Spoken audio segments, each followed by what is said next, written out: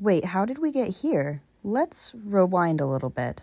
Do you remember this saga? I think I'm being ripped off, and I'd really appreciate it if the boys would help me and let me know if I'm being ripped off or not, because it happens a lot when it comes to mechanics, because I don't know a lot about it, and I can't tell.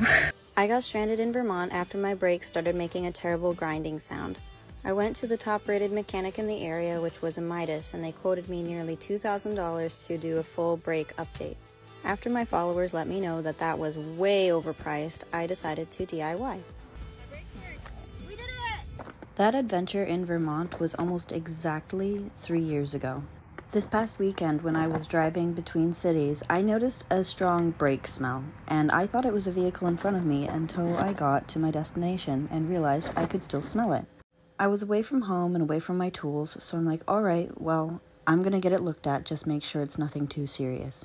I took my car to Les Schwab and had them take a look, and they told me that my front brakes desperately needed to be replaced, and they quoted me over $500 to do it.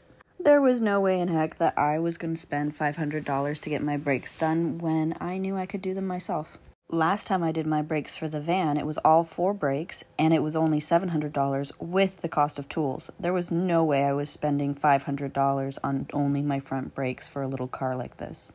So I ordered from the parts store and got the brake stuff together. Luckily, I already had some of the tools from the last time I did this. The Prius was a little different than the van, and I encountered some frustrations, but ultimately most of the skills came back pretty easily. But wouldn't you know, when I got the brakes off and I looked at these brake pads and these rotors, they looked beautiful.